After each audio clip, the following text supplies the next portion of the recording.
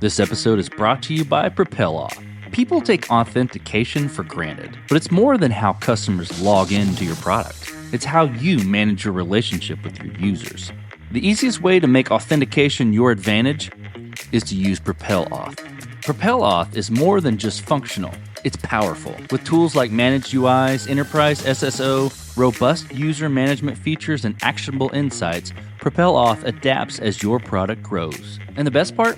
When auth is effortless, your team can focus on scaling, not troubleshooting. That means more releases, happier customers, and more growth for your business.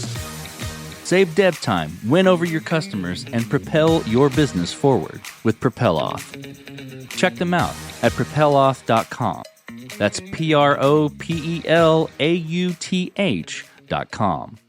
This episode is sponsored by Kinsta. Between juggling client meetings, managing your website, and keeping up with everyday tasks, who has the time to stress out about website security? Well, with Kinsta, the technical stuff is taken care of, so you can focus on what you do best. Kinsta provides managed hosting for WordPress, offering lightning-fast load times, top-tier security, and unmatched human-only customer support. Whether you're a business owner, web developer, or running a digital agency, Kinsta makes managing your website easy and efficient. Kinsta provides enterprise-grade security, being one of the few hosting providers for WordPress with SOC 2 and other certifications, guaranteeing the highest level of security for your website.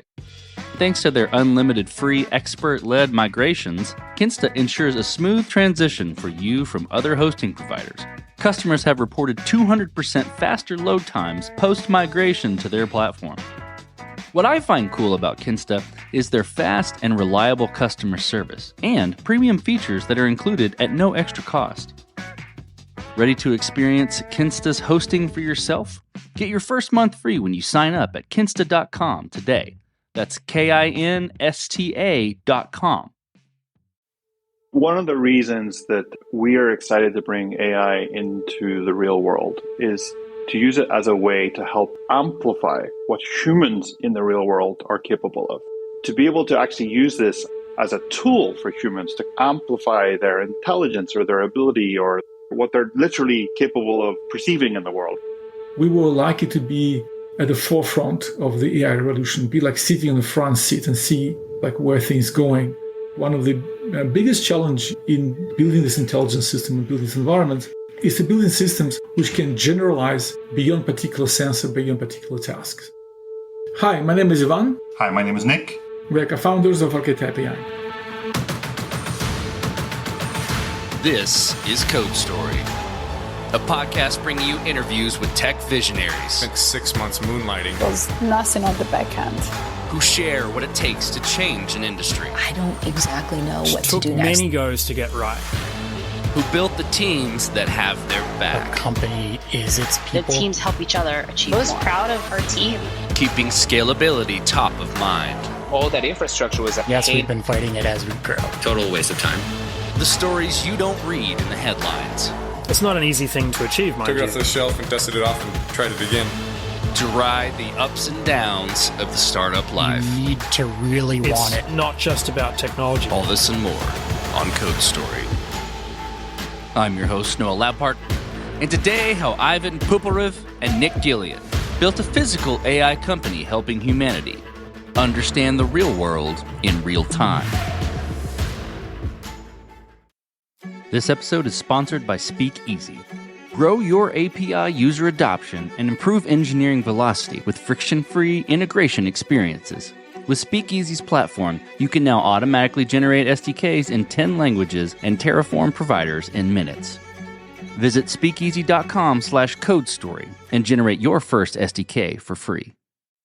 This message is sponsored by QA Wolf. QA Wolf gets engineering teams to 80% automated end-to-end test coverage and helps them ship 5 times faster by reducing QA cycles from hours to minutes. With over 100 5-star reviews on G2 and customer testimonials from SalesLoft, Drata, and AutoTrader, you're in good hands. Join the Wolfpack at QAWolf.com. Ivan Poupyrev grew up in the Soviet Union studying rocket science. He moved to the U.S. in 2013 to pursue the early days of VR. He has worked at Disney and Google and has been focused on merging the physical and digital world for many years. Prior to this latest revolution, Ivan was one of the skeptics towards the idea of AI. But at Google, he was convinced by one of his now co-founders the value in this tech. Nick Gillian has been working in real-time machine learning for nearly 2 decades, but his path here was a bit different. His background is in music and audio engineering. Think the math behind amps, studios, mixers, etc. During his master's studies, he fell in love with sensors and participated in early development and advancement of this tech alongside machine learning. He built a toolkit which eventually got the attention of Ivan. Ivan was working at Google, and one of his team members began utilizing the toolkit built by Nick. Upon discovering this, Ivan reached out to Nick to see if he wanted to join this top-secret team. And eventually, Nick convinced Ivan of the power of machine learning and AI. This is the creation story of Archetype AI. At Archetype, we're a physical AI company that's helping humanity make sense of the world. Our big goal is really to empower anyone to take these very powerful AI models and pull them out of the digital realm into the physical world, where people can actually use this to solve hard problems in the real world through sensors and through these powerful AI models. To do that, we're building Newton. This is our AI foundation model on our platform to allow really anyone to take the sensors they have in the world and hook them up to this model, and then use that for whatever downstream tasks they might need to do. It could be in robotics, it could be in health and safety, it could be in construction, it could be in insurance, in all of these different areas where a customer has some form of sensor and they have some form of problem, and they can't solve that problem today with computer vision or with heuristics or with signal processing. It's too expensive and too time consuming to go out and use traditional machine learning, where maybe you have to assemble an entire team of experts, spend a year of time to collect data collection, only to ship some very simple use case. And if you slightly change one of the variables in your system, you have to start again and go back to scratch. I went to MIT to do my postdoc there, and I was working with a fantastic group at the Media Lab called Responsive Environments. There I built something called the Gesture Recognition Toolkit. I took a lot of my algorithms for my PhD and I open sourced them. Probably one of the best things I've done. It's had a lot more impact beyond any of the papers I've written or these type of things. And a few years later, I was working at Samsung. Ivan called me up one day, and it turns out he'd used this toolkit. One of the folks in his team had used it in the early days of these Google projects. I knew who he was from all of his work in Kai and Wist and these kind of HDI communities, right? So Ivan called me up and said, "Hey, do you want to come and work on this top secret project at Google? We probably can't talk about it. We'll probably never ship it. It's really crazy. I can't really tell you much about it, but do you want to come?" And I was like, "Sure, let's do it." That was 10 years ago at this point. That was 2014. So I've been working with Ivan for a long time, and I've been able to slowly convince him on the power of machine learning and the power of deep learning. I was quite skeptical about AI because I'm coming from an old school mathematical background, mathematics, aerospace engineering. And there you have like differential equations, everything's predictable, you can control everything, single point, completely deterministic. Nick joined the team and he converted me to the belief in deep learning and AI capabilities to solve problems which are completely impossible to define formally, like using classical mathematical techniques. We had a great time at Google. We built a lot of really key technologies, such as radars and really complex algorithms. We ship a bunch of products. And then when foundation models came in, I felt that this is one of the biggest problems we can talk about later, about the bringing AI in the physical world or using AI techniques for physical world, which really will change the way we build computing system for physical world. We took a dive and started the company. This will be interesting, given the history that you and the team have and how this has been building over years at different companies and different experiences. I'm curious what you would consider the MVP for Archetype, the first version of what you would call Archetype, and how long it took you to get there, what sort of tools you're using to bring it to life. And, we've kind of touched on those at a high level, but I want to give space for an MVP answer. We've been working back at Google as a team. So Nick joined and other co-founders also, we worked together for 8 years, basically working on this problem, which is foundational. You can think about like, how can you understand physical world? So human perceive the world through the natural biological sensors, eyes and ears and touch and other sensors. That's how we know about the physical world. If you have a mobile phone and you have a really powerful sensor, how much information can you extract from the sensor? And then how can make these algorithms which extract information to be them generalizable and powerful? How can you combine multiple other sensors together, for example, from the phone and from the computer and work them together? So the meaning of this data is very different for the humans, but for the sensor, it's all the same kind of vanilla data. As Nick mentioned, we were lucky to be at the forefront of the AI revolution, be like sitting on the front seat and see like where things going. So we saw that one of the biggest challenge in building this intelligence system and building this environment is to building systems which can generalize beyond particular sensor, beyond particular tasks. Before the foundational model, before this generative AI kind of becoming so powerful and commonplace, every time you train the system, you have to collect exact data and exact task you need to recognize. And you train the model on this exact task you want the model to perform. And then the model does exactly what you're asking the model to do, but cannot do anything outside of that. And every time you want to add one more task, or there's a little change of environment, or a little change in the device, or you change the shape, and suddenly your signal looks slightly different, you have to restart this process again. For most of the products, for most of the people who want to use sensors and build something beyond simple switch or beyond simple positional controller, the cost of data collection to build a robust system is just unsurmountable. And that's, I think, stopped all this kind of like great ideas people have about smart environment, intelligent spaces, ambient intelligence, IoT. That's all were crushed by the need to build every single use cases by hand.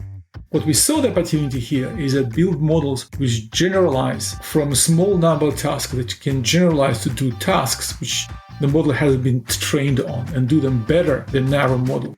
Be able to fuse multiple types of sensors together. And that's new techniques based, fundamentally based in transformers, which allow to train a very large amount of data. And then once you train it, the amount of data may be large, but then you can reuse it so much broadly in the general use cases. So it saw this opportunity to create a true, what we call physical AI or physical intelligence, which would be able to perceive the world just like humans do and be able to make decisions and interpret like humans do.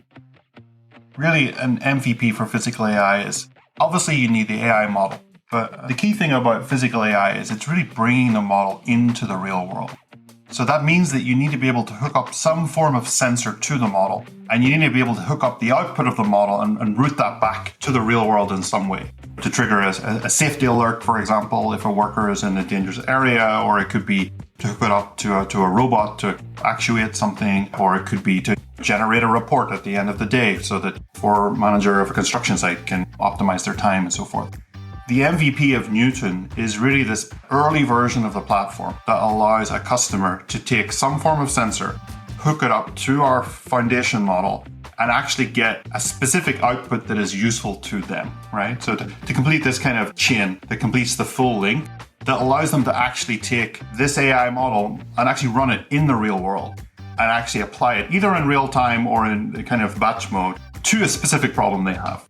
In the long term for Newton are thinking about many types of sensors that can be applied to the model and many downstream use cases. For us, the MVP really is picking the subset of sensors and a subset of use cases that we can apply to early customers and really prove that not only the platform and the technology works from a plumbing and an engineering perspective, but that it can actually solve their problem today in the real world.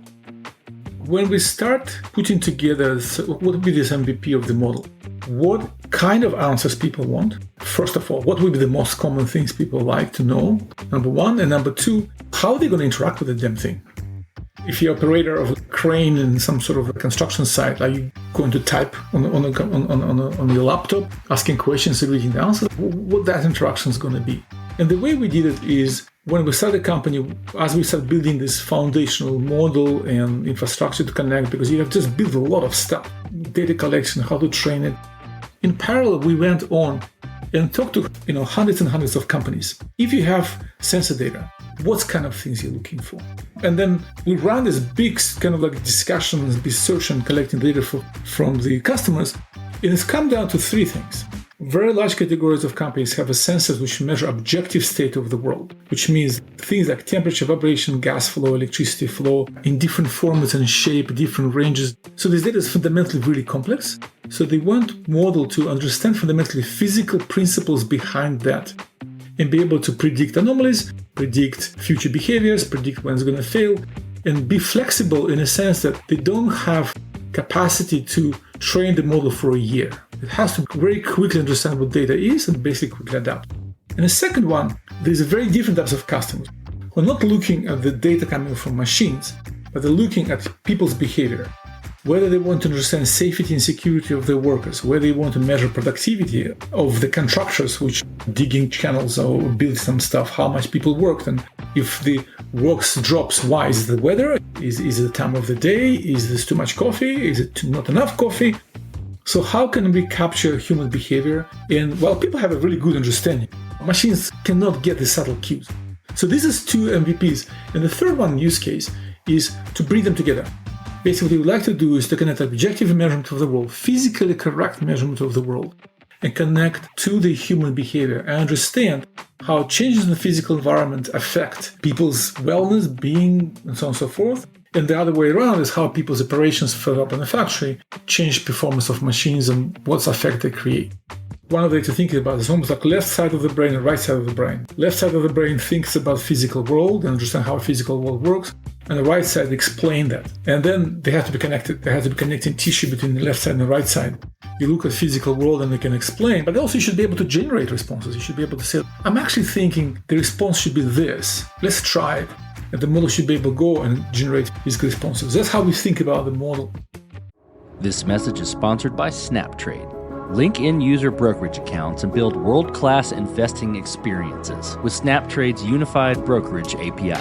With over $12 billion in connected assets and over 300,000 connected accounts, SnapTrade's API quality and developer experience are second to none. SnapTrade is SOC 2 certified and uses industry-leading security practices. Developers can use the company's official client SDKs to build investing experiences in minutes without the limitations of traditional aggregators.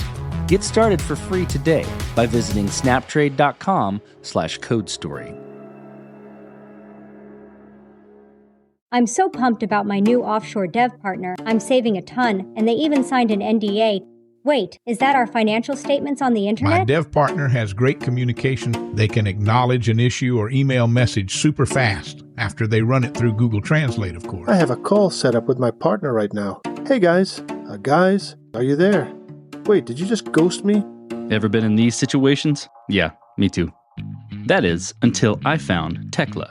Tekla is world-class, nearshore talent for technology teams who demand the highest standards. The platform gives you access to over 50,000 vetted Latin America technology experts, including developers, designers, and IT professionals, all fluent in English and all in your time zone.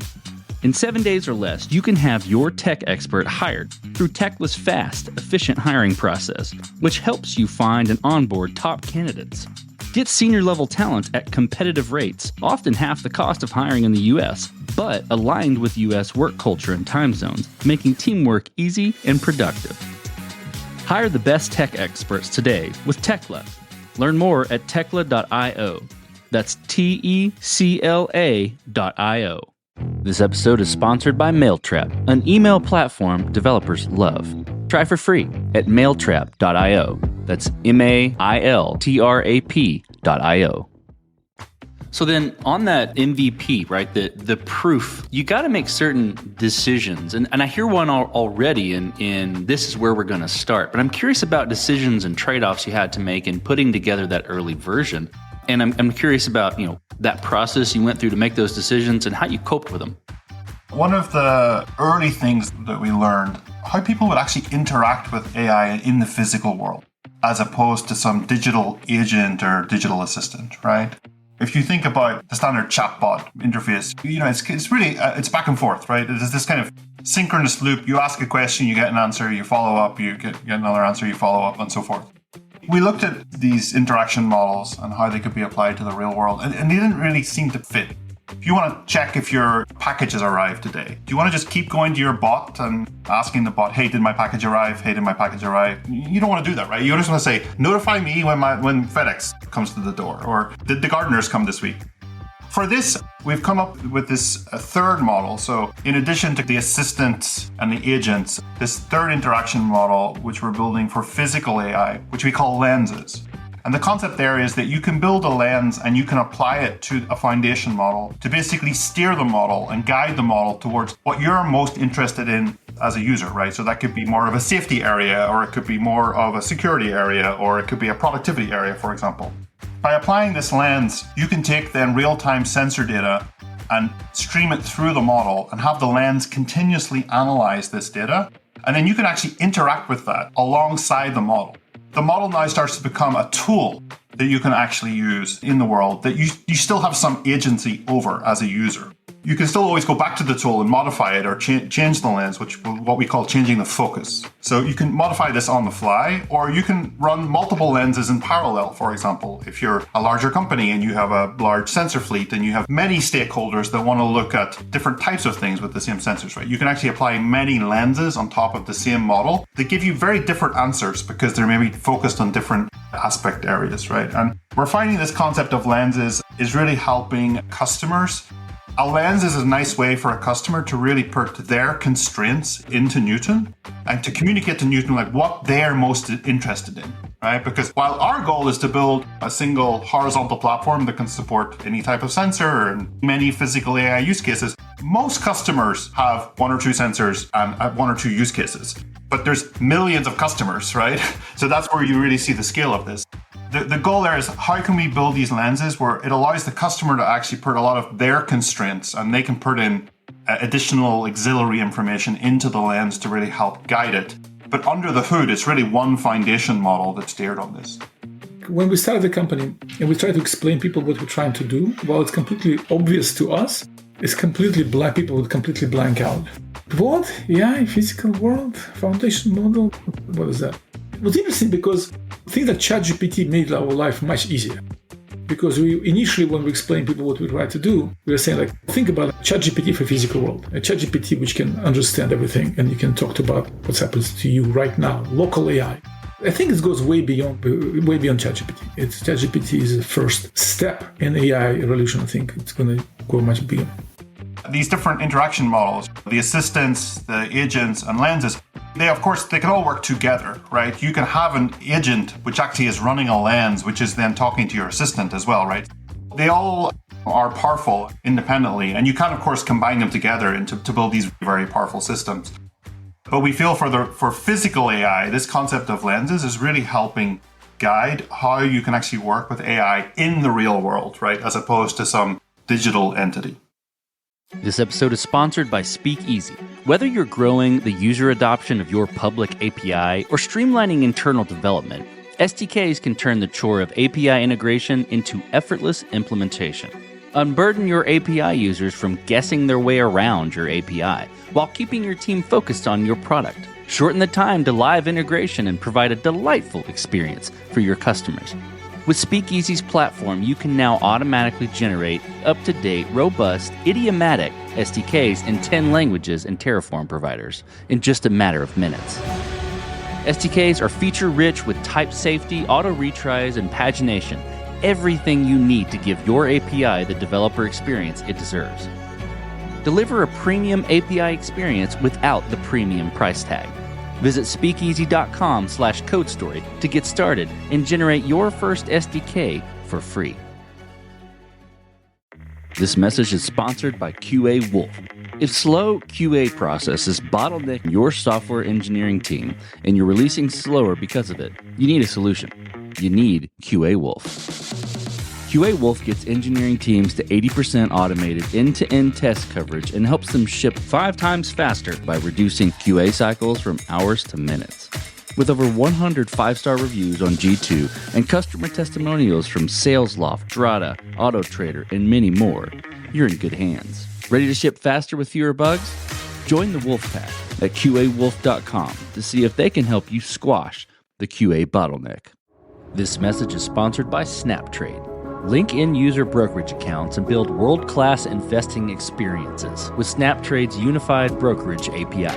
With over $12 billion in connected assets and over 300,000 connected accounts, SnapTrade's API quality and developer experience are second to none. SnapTrade is SOC 2 certified and uses industry-leading security practices. Developers can use the company's official client SDKs to build investing experiences in minutes without the limitations of traditional aggregators. Get started for free today by visiting snaptrade.com/codestory.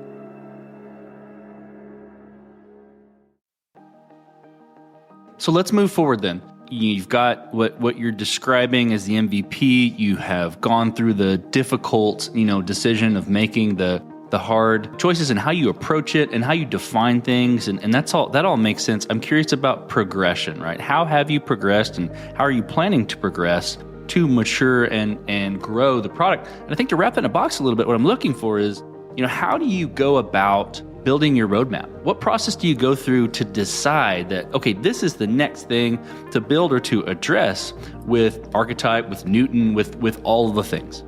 The Archetype AI is a company, and the product we're building is Newton. And Newton is both AI model and the platform around it. So the model is wrapped into the platform, so that people who want to use Newton, they don't have to download it from Hugging Face and then figure out how to connect all the sensors and management and data structures and authentication and how to load real-time data. There's a lot of complexity in that. So it's a platform and a model together. One of the biggest learnings we learned is that, like, in the digital domain, you have models, the infrastructure is there. You download the model and it can run, right? And relatively straightforward setup. But you're talking to physical world companies, they can't just download the model, where to download it. They maybe have some data centers here, maybe they have on-prem devices. You have to give them solution. You don't give them just a model. Model is not a solution. We have a clear vision of where we want Newton to go. We've built out a roadmap of how we're going to get there. But what we're really trying to do is be very careful about which of the customers that we work with, in these initial pilots to really prove out the model, and to make sure that we really listen to what those customers actually need, like the problems they have, the type of sensors they have, the requirements they're bringing. So we are using that to really help guide the roadmap in terms of which features we accelerate and which features we bring through to these initial releases. So we can actually build something today that people can use. They don't need to wait 1 year or 5 years or 10 years for some form of robot or some form of magic new sensor to come out. Like, with the fleet of sensors they've already deployed for the last 5 or 10 years for other technology, how can they leverage that? How do they take the problems they have today and use Newton to solve those now? Those are really the things we're using to accelerate our roadmap. And then the skill there, or the art, is how to make sure that as we're working on those near-time customers and those real-time pilots, to make sure we're driving everything, as Ivan says, towards these fundamental technologies that can scale properly and that can serve thousands of customers. And we're not just building one-off bespoke solutions for each domain or each sensor type, right? It's like how to really drive that towards a true technology roadmap that builds and scales and grows every customer we work with. I'm curious about how you built your team. How do you go about building your team? And what I think is really interesting is, what do you look for in those people to indicate that they're the winning horses to join you at Archetype? We're distributed first, right? So our team right now is getting close to 25 people. We're really trying to center the team between two major time zones, West Coast US and within a few hours of GMT.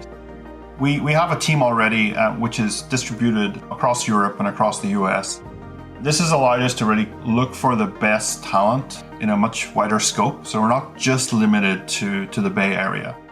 And it really allows us to bring in the best group of researchers, research engineers, and software engineers, and the people can help us build all the data tooling and all those critical parts of the system that are fundamental to making the technology work, right? And making the flywheels turn. First off, we're building this international team, which is also something that we use quite a bit back at Google, and it really worked for us. And there's some strategies there in terms of how to make that work. And I think we've been able to build that up well over our time.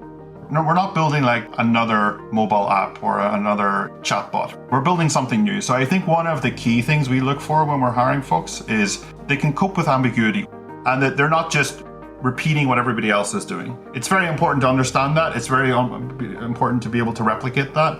But they need to be able to think a little bit differently about some of these problems, or be able to cope with, very open areas and how to think about that either from a research perspective or from an engineering perspective so that we can be at the tip of the wave in terms of how to bring AI into the physical world. And we're not waiting for someone else to invent some technology so that we can build on top of. We can actually just go out and build it ourselves, right? So I think, that ability to cope with ambiguity is something I definitely look for when I interview folks and when I work with people. The way you can think about is people's capability to work without playbook. Because we don't have a playbook for all the things. And maybe these playbooks which been done before, they may be harmful for the company. You have to make your own playbook as you go.